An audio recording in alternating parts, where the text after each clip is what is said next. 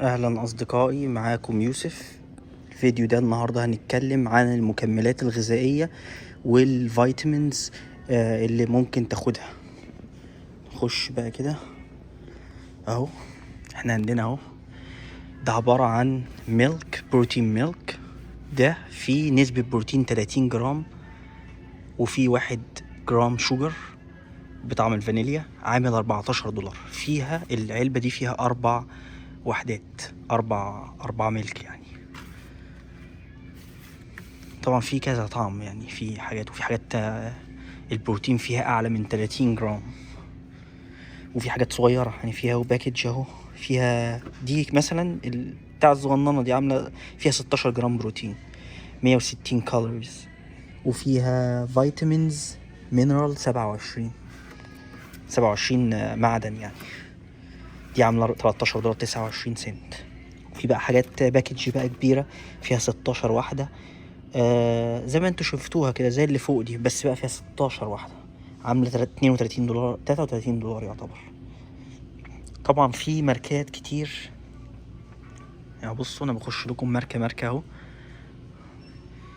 في ماركة تانية اهي، 4 وحدات، عاملة $11 49، برضو 30 جرام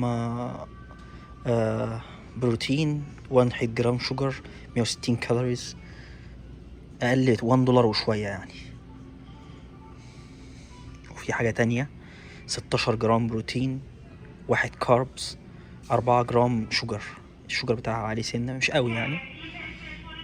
هو كل 4 جرام بمعلقة سكر يعني.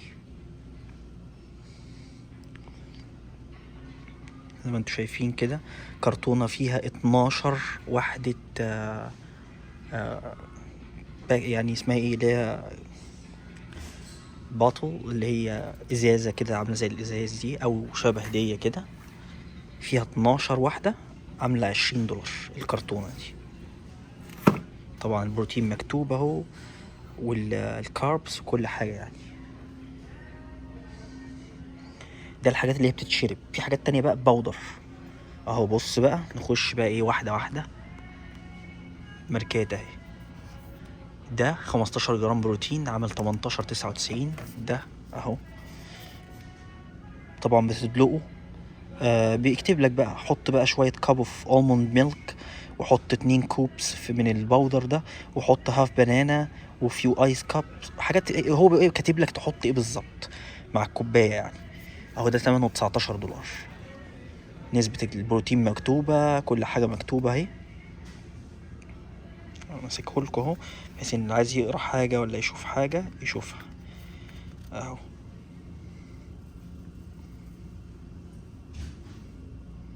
التو سكوب عاملين 27 جرام بروتين.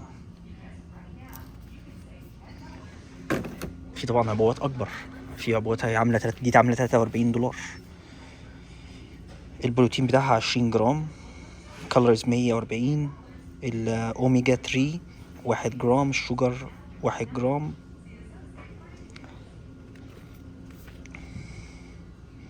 ده الكالوريز وكل حاجة مكتوبة اهي. ده بيقولك بقى ايه الحاجات اللي موجودة: بسلة، جزر، بنجر، حاجات زي كده بقى. الحاجات اللي فيها اوميجا 3، اللي هو اللي عامل زي الكرافس ده او بتاع زي كده. كاتب لك يعني ده متكون من ايه يعني. كلها حاجات ناتشورال، حاجات اورجانيك، مش حاجات مثلا صناعيه، لا، حاجات اورجانيك. عشان كده ثمنه غالي، ثمنه $43. مع ان في واحد تاني صاحبه اهو عامل 22 $23. بس طبعا مش شرط ان يكون مش اورجانيك، لا يعني عادي يعني. بيبقى في شركات ومنافسه زي ما انا قلت. 20 جرام بروتين برضو. حاجه تانية 20 جرام بروتين.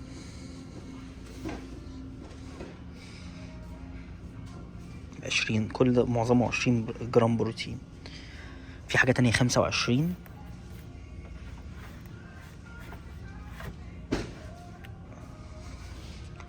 اهو ده 25 جرام بروتين. طبعا في حاجات لغاية 50 جرام بروتين كمان لو انت عايز.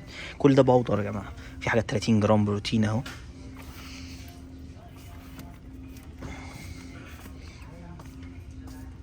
طبعا هم كاتبين طبعا كل حاجة.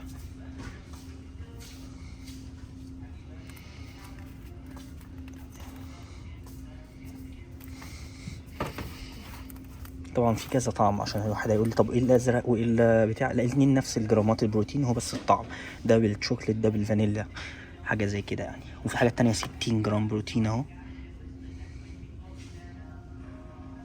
طبعا مالكش دعوه بالشكل الخارجي اللي هو بقى ايه باسكت بول وبتاع، يعني يقول لك ان ده بتوع الباسكت بول والناس القويه بدنيا يعني، لا ما سيبك من الافلام دي صور كلها. انت ليك دعوه في قد ايه جرام، كام جرام بروتين وكاربس. وطبعا نسبه الشوجر فيه لازم تبقى قليله عشان يفضل يعني.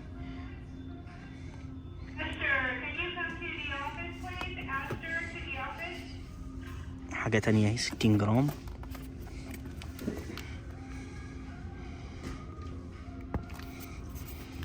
كل ده بودر، ده بتاع مسحوق كده، بتقوم حاطه وعلى ميه او لبن حسب ما هم كاتبين. في ناس بتحب تحط لبن، في ناس بتحب تحط الموند ميلك اللي هو عصير جوز عصير الجوز يعني. الالموند اللي هو الفستق، مش الفستق سوري، الالموند هو اسمه الموند ميلك، انا نسيت الالموند بالعربي ايه. طبعا ده يو اس اي، ماركه امريكيه، ميد ان يو اس اي. الفستق لا، الفستق الباستاشيوز. ما علينا، خلينا في الفيديو لغايه لما افتكر لكم. حتى شركه دانكن اند دونتس بتعمل برضو، خلي بالكم في شركات هنا ممكن تلاقي ستاربكس عامله لك بودر برضو. ده 25 جرام بروتين.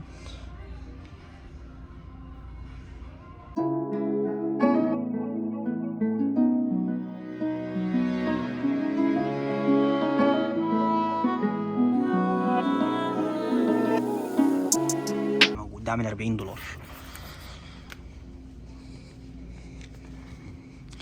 فبصوا انتوا هتلاقوا هنا حاجات كتير جدا، حاجات بتتشرب، حاجات بودر، في كمان شوكولاتات اللي هي البروتين بار.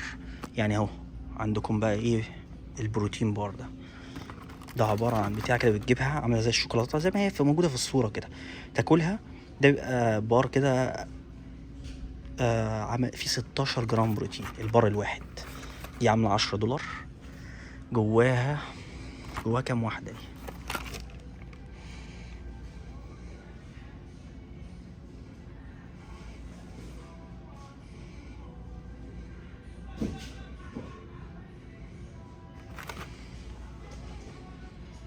فيها 5 بارات. طبعا ده فيه 16 جرام بروتين، في حاجات فيها 13، في حاجات فيها 17، في حاجات تانية فيها 7 جرام. بص بقى انت بتيجي هنا بقى ايه بتتصور، تقعد تشوف انت بقى عايز جسمك محتاج قد ايه بروتين، محتاج قد ايه شوجر. في حاجات حتى تشيبس، بروتين تشيبس، ده جديد، ده ناتشو بالرانش، ده عامل $2 79 $2 يعني. ده تخيل شيبسي فيه بروتين.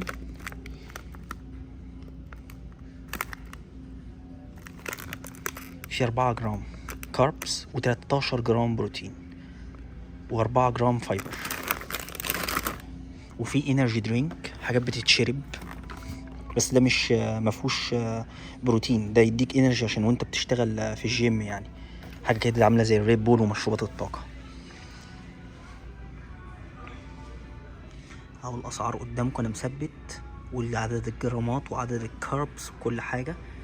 عشان الراجل، بص يا معلم، انا مش برنس في الحاجات اللي هي بتاعت الجيم، لان انا ما بستخدمش الحاجات دي. انا معظم الوقت يعني لما بروح الجيم يعني بتمرن عادي وبطلع اكل اكل طبيعي، ماليش في طبعا انا ما قلتش ان بياخد الحاجات دي فيك يعني ولا جسمه مضروب، لا طبعا.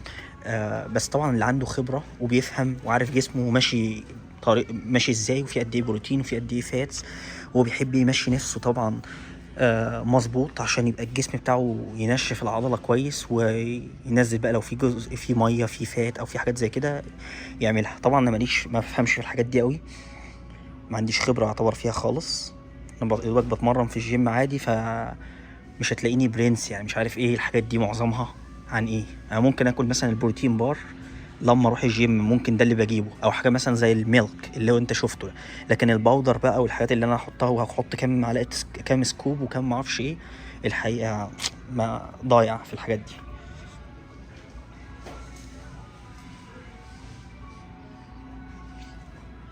بس ده القسم زي ما انتوا شايفين كده. الجزء الرف ده والرف ده دول بتوع الجزء بتاع اي حد بيروح الجيم عايز يتدرب ويظبط نفسه، بيجي معلم هنا يعمل بقى ايه الشوبينج بتاعه للقسم بتاع الجيم. ودي قدامكم الاسعار اهو. انا بص هقف بعيد حتى سنه عشان تشوفوا الاسعار، واللي عايز حاجه يبص عليها ممكن يوقف الفيديو ويبص على السعر والحاجه. وانا برضه اهو هحاول برضه امسك لكم برضه حاجه واجيب لكم كام كالوريز والحاجات المكتوبه بتاعتهم يعني.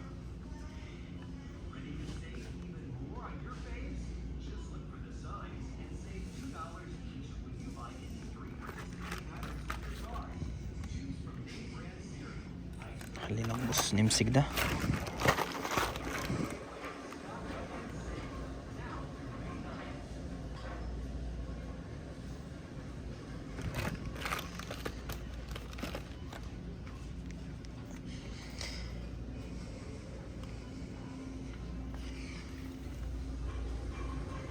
ده 10 جرام بروتين، وفي حاجات 7 وفي حاجات 4 جرام بروتين بس. طبعا انا افهم لما بيكون البروتين نسبته عاليه بيبقى احسن، بالذات لما يكون مثلا شخص نحيف، مثلا حد نحيف كده زي حالاتي، فيقوم بقى ايه هو ما بياكلش مسموم ولا حاجه، ممكن بقى ايه يقضيها بقى ايه حاجات زي كده تهيألي يعني. ده كلها بقى ايه الفيتامينز اللي انا بقول لكم عليها بقى. لو انت بقى جسمك ناقص معادن معينه بتيجي يا معلم هنا تشتري لك بقى الحاجات اللي انت شايفها دي. يعني اهو في فيش اويل 2400 ملي جرام، طبعا عالي جدا. وفي حاجة تانية زنك اهو 50 جرام زنك.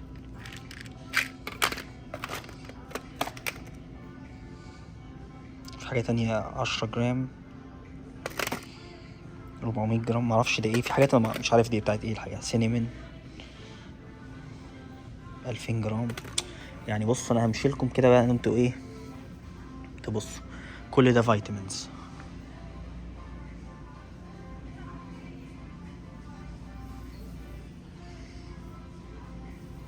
خلينا نبتدي من الفيش اويل 1200 جرام، دي الاسعار.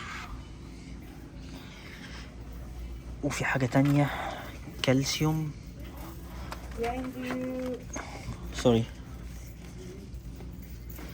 ده كالسيوم. ده عبارة عن حاجة كده عاملة زي ايه، زي الملبس، حاجة طرية كده عاملة زي هو مش ملبس بس هو طري، عامل زي الملبس يعني، عامل زي الملبس كده. 500 ملي جرام، ده عامل $18. هما بيعملوا حاجات جامي كده، جامي دي بتبقى عاملة زي الجيلي كولا والحاجات دي، زي بالظبط زي الجيلي كولا. تاخد واحدة من دي فيها اهي 2000. دي طبعا دي 3 بيعملوها طبعا بحاجات عامله زي الجيلي كولا والحاجات دي عشان الناس تحبها. الناس اللي متحبش البرشام فبياخدوا حاجات زي كده. في بي 6، في دي 3، في بي 12 اهو بي 12، ودي اسعاره 1000 ملي جرام طبعا. وفي سوبر دي، مش عارف ايه سوبر دي ده. وفي ايه، وفي كي 2. لا بصوا في هنا كميه حاجات، انا في حاجات حتى معرفهاش. وفي فيتامين سي، وفي مغنيسيوم عامل في $8. العبوه الصغيره $8، العبوه الكبيره عامله $15. 250 جرام مغنيسيوم. وطبعا في شركات، يعني مش شرط الاصفر ده شركه وفي الاخضر ده شركه تانية باسعار تانية.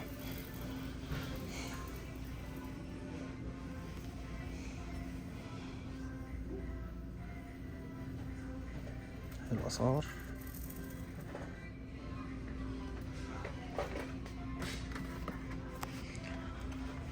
في فيتامين سي.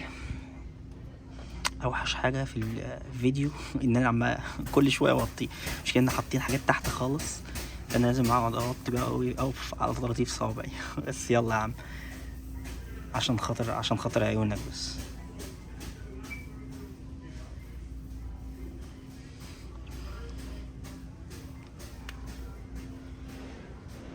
الاسعار اهي وفي حاجة سي ودي وكمان زنك. طبعا اهو جايب لك التلاتة كل واحدة ايه. دي الزنك 7.5 جرام.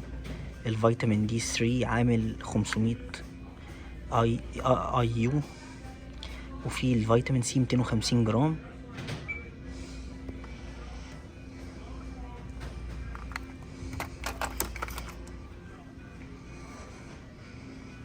طبعا زي ما انتوا شايفين كده ايه. وفي حاجات فوار عامله زي الفوار كده، بودر تحطها تدلقها في الميه وتقوم شاربها. فيتامين سي بقى او بي 12 او وات ايفر يعني.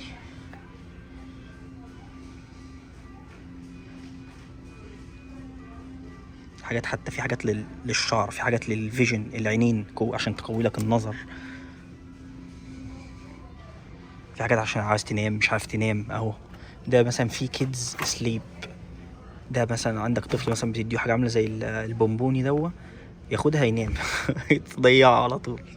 لو عندك عيل نكدي ما بيحبش ينام او حاجه، بتقوم جايب له بتاع زي دي اهو بتاعه الاطفال مكتوب عليها كيدز سليب، تديله واحده ينام 14 ساعه. طبعا بهزر، مش بينام 14 ساعه بس بينام يعني بسلاسه، يعني ما يقعدش مثلا عنده قلق او عنده حاجه. في حاجات للستريس، لحد عنده ستريس. في حاجات للستات، حاجات للرجاله.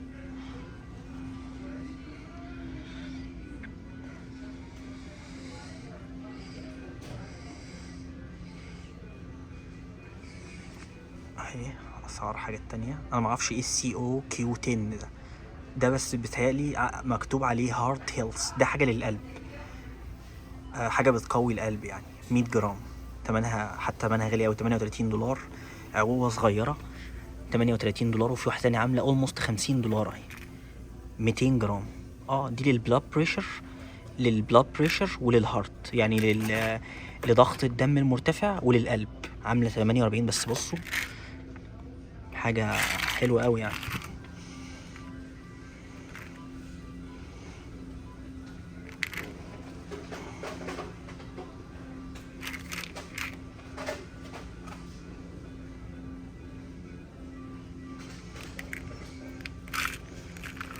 ده شكل البرشام. دي برشامة يا جدعان.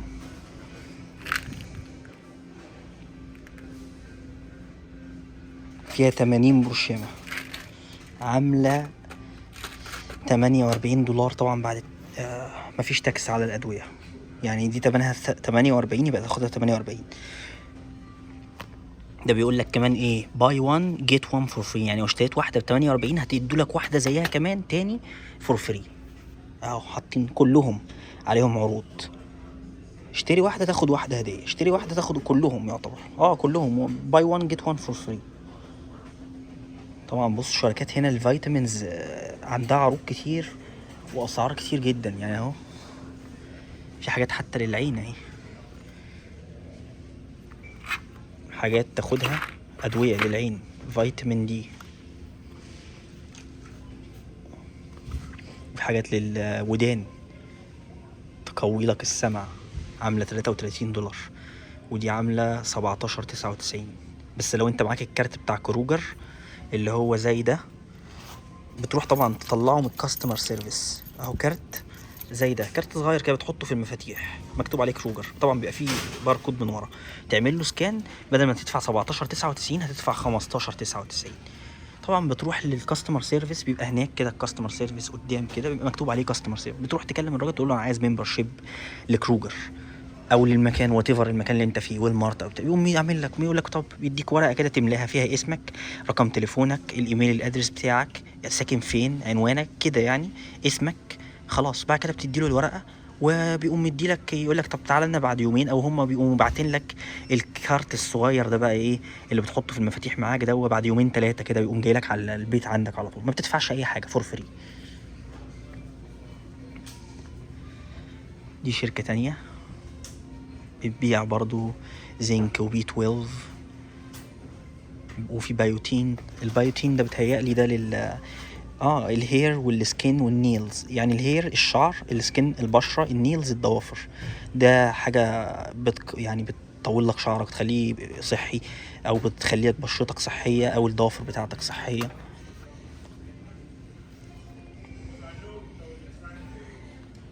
ده حتى عندهم بروتين كمان. في ماركة عندهم الماركة دي اللي KORE كوري، عاملة برضو بروتين باودر اللي بتوع الجيم، فيه 20 جرام، عامل $30. 20 جرام بروتين.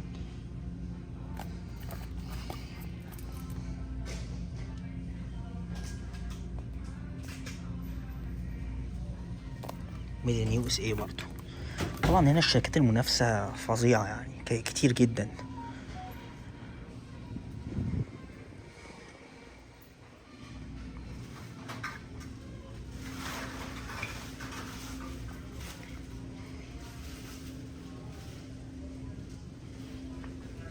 بس ما انتوا شايفين كده ايه، المكان كله مرشق فيتامينز وحاجات زي كده. الحاجات دي بقى مش فيتامينز، الجزء ده مش فيتامينز، دي حاجات بقى بتاعت دواء برد وحاجات دي. اللي عنده برد وحاجات دي بياخد بقى حاجه اسمها نايكويل، ديكويل، حاجات زي كده يعني، فملناش دعوه بيها. تعالى اخدكم جوله كده في المكان على السريع.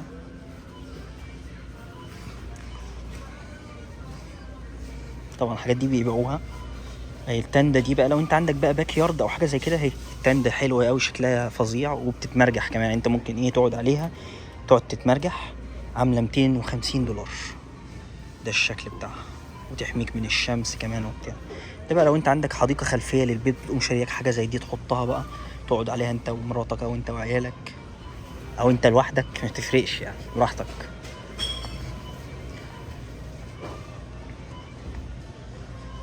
خدكم جوله كده في المكان. يعني ايه، مش هقف على حاجه معينه الحقيقه، انا هتمشى كده ايه اوريكم ايه شكل المكان، النظافه. بص الارض بتلمع على طول، الناس هنا بتنظف طول الوقت. في حد ماشي او واحده ماشيه معاها حاجات بتمسح بيها يعني. بص التلاجات فيها سنسور، اول ما اقرب منها تلاقيها نورت. بص التكنولوجيا والتطور. يعني انا مش مستني مثلا ايه النور يبقى متولع طول الوقت فياخد كهرباء كتير، لا ده انت بس دوبك ايه تمشي كده جنب التلاجة تلاقيها راحت نورت على طول يعني. بص التلاجات اللي هناك دي مش منورة، اللي قدام دي سنة دي. بصوا اللي هيجرى اهو، قرب بس. انتوا ايه بايظين؟ لا نوروا اهو، كله نور. طبعا دول عاملينها عشان توفير للكهرباء، بدل ما يبقى طول الوقت مشغلين طبعا وبياخدوا اضاءه. فلا انت بس ما تفتح التلاجة الباب او تمشي جنبيها تلاقيها نورت زي ما انتوا ايه شفتوا كده في الفيديو. طبعا المكان زي ما انتوا شايفين اهو. تاني هعمل لكم، بص اول ما قربت نوروا، فتحتش حتى الباب. ف زي ما انتوا شايفين كده معظم الاماكن هنا في امريكا نظيفه، ما بتلاقيش ورقه مرميه على الارض. الرفوف كلها متنظمه. مش تروح مثلا محل تلاقي بقى ايه ده واقع وده خربان وده داخل في بعضه، لا زي ما انتوا شايفين كده نظام ترتيب رفوف شكلها حلو. حاجات شكلها زي الفل يعني، حاجات شكلها يفرح. فتملي تلاقيهم هم ناجحين جدا في الموضوع اللي زي ده. بص انا هو ماشي في شيلف لاين اهو، ممر يعني. بص ارض بتبرق بتلمع يعني، انت ممكن تشوف نفسك وانت ماشي عن طريق الارض. طبعا الكلام ده عندنا في مصر، بس انا يعني انا قصدي ايه، انا بوريك الدنيا هنا عامله ازاي يعني. بصوا الناس مهتمين بالنظافه يعني. كانت في ناس بتقول لي يا عم دول معفنين، دول الامريكان دول زباله، ده لا الحقيقه مش كلهم. ومش معنى ان هم في ناس منهم وحشين يبقى محلاتهم وحشه ودنيتهم بايظه وحاجات زي كده كده يعني. دي حاجات هنا في جزئين، لو انت معاك حاجات عايز تشتريها ممكن انت تروح للمكان اللي هناك ده وتحاسب لنفسك. ولو انت ما بتعرفش ممكن تقوم رايح الناحيه اليمين، يبقى واقف كاشير زي ما الناس اللي واقفه دي كاشير، وهو يعمل لك اسكان للحاجه بتاعتك ويقوم واخدها عامل لها اسكان يعني. ده الكاستمر سيرفيس بتاع المكان. كاستمر سيرفيس هنا لو انت عايز تطلع الكارت اللي انا قلت لك، الممبرشيب اللي انا قلت لك بتاع كروجر، بتقوم رايح للمكان اللي انت شايفه قدامك دوت، وبعد كده بتقوم قايل لهم ان انت عايز تعمل ممبرشيب في المكان، فبيقوموا مدين لك الورقه اللي انت بتملاها يعني، الحاجات اللي زي دي. بس بيبقى كده يعني الموضوع ماشي بالشكل ده. بس. وهنا بقى انا في القسم بقى بتاع الورد بقى والمخبوزات والحاجات اللي زي دي. طبعا زي ما انتم شايفين كده المكان منظم، في سيكيورتي اهو واقف مع كاميرات وشرطي، يعتبر شرطي. هو مش شرطي زي ليه نفس مهام الشرطي، بس انا قصدي يعني حارس للمكان، بيبقى معاه طبعا سلاح، ومعاه اللي هي الاصفاد دي اللي هي الكلاب بتاع اللي بيكلبش بيه الناس، بحيث ان لو في حد بيسرق او حد بيعمل حاجه بيقوموا طبعا ماسكينه او مبلغ عليه، وبيبقى طبعا قدامه الكاميرات طول الوقت باصص عليها. دي شغلانه طبعا زي ما انتم شفتوا كده، قاعد على كرسي باصص على الكاميرات، ومعاه لاسلكي كده بحيث ان لو حد كلمه قال له ده في حد مثلا في الممر رقم 3 بيسرق او حاجه، فيقوم باصص في الكاميرات وبعد كده يقوم رايح له مكلمه. طبعا هو ما بيتعاملش معاه ان هو يكلبشه او يمسكه غير لما التاني يبتدي يتهجم عليه. طول ما فيش تهجم عليه مفيش حد هيعمل له حاجه، بيبقى طبيعي يعني. بيكلم بس الشرطة وبيقول له يرجع الحاجة وما بيدخلوش المحل تاني. لكن مش من حقه يستخدم السلاح اللي معاه، ولا من حقه ان هو يمسكه او اي حاجة، ده ممنوع. السكيورتي هنا مختلف خالص غير اللي عندك في مصر. شغال سكيورتي تمد ايدك على الناس او تمسكهم او تتكلم عليهم معاهم او كده، لا يعني انت هو اخره لما بيلاقي حاجه بيقوم رايح مبلغ ومكلم الشخص، يقول له انت عملت 1 2 3 ودي الكاميرا هي جايباك وانت بتسرق، لو سمحت سيب الحاجه، يا اما اتصلك بالشرطه يا اما ما تجيش المحل ده تاني. ولو لا ماسك الحاجه ومطلع بيها من المحل خلاص مش هيعمل حاجه يعني، هيقوم خلاص هيسيبه، بس هيكون متصل بالشرطه طبعا ومصورين. طبعا شخص زي السكيورتي اللي قاعد زي ما انتم شايفينه ده بيبتدي من $14 في الساعة لو مش معاه سلاح. لو معاه سلاح ممكن يصل $16، بس طبعا دي بتفرق من مكان لمكان. يعني في مكان ممكن مثلا اماكن ب12، اماكن ب14، اماكن ب15 كده، عشان ما حدش يقول لك مثلا ايه دي تسعيره. طالما سكيورتي وطالما انا سكيورتي ومعايا سلاح يبقى لازم اخد 16 اي مكان اروحه، لا مش شرط. انت ممكن تروح مكان مثلا تلاقيه بيدي 12 في الساعه ومعاك سلاح عادي يعني. العرض وطلب، انت بتقدم بتشوف على النت كاتبين ايه، وانت عجبك بتروح، ما عجبكش خلاص تقدم على مكان تاني. بس حبيت اديكم نبذه كده عن الدنيا ماشيه ازاي، بجانب الموضوع الاساسي بتاع الفيديو بتاعنا اللي هو حاجه المكملات الغذائيه والفيتامينز. اتمنى يكون الفيديو عجبكم، واشوفكم المره الجايه باذن الله في فيديو تاني. يلا سلام.